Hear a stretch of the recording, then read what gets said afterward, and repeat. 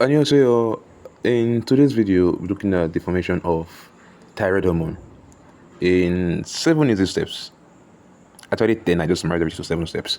So, the first step is TRH is released from the paratrichinal nucleus to stimulate the thyrotrope to produce TSH, which is thyroid stimulating hormone. So that's the first step. Paratrichinal nucleus, TRH stimulate thyrotrope, you get TSH. Then the third step, this TSH stimulates these follicular cells to produce thyroglobulin.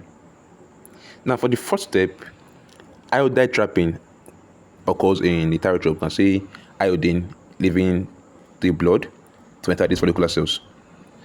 Now, there is also an enzyme here called thyroid peroxidase.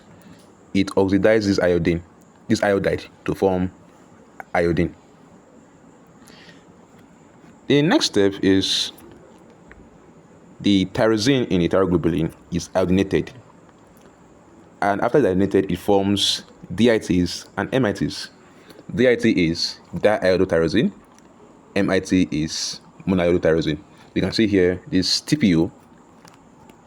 This TPO brings the iodine and adds them to this tyrosine amino acids. You can see 1, 2, 3 tyrosine, and one of them here, this one is monoiodotyrosine.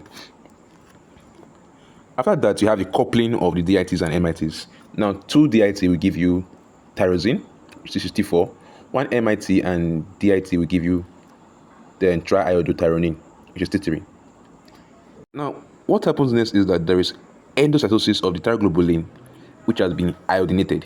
So this thyroglobulin here goes back into the follicular cells. And when it goes to the follicular cells, it means lysosomal enzymes, which will break it down into T3 and T4 and other amino acids. So T3 and T4 is isolated. Then what happens next is they leave the follicular cell and go into the blood. So after that, there's endocytosis of T3 and T4 into the blood, and they are transported by TBG, which is tyrosine binding globulin. And with that, you have a thyroid hormone. Yay!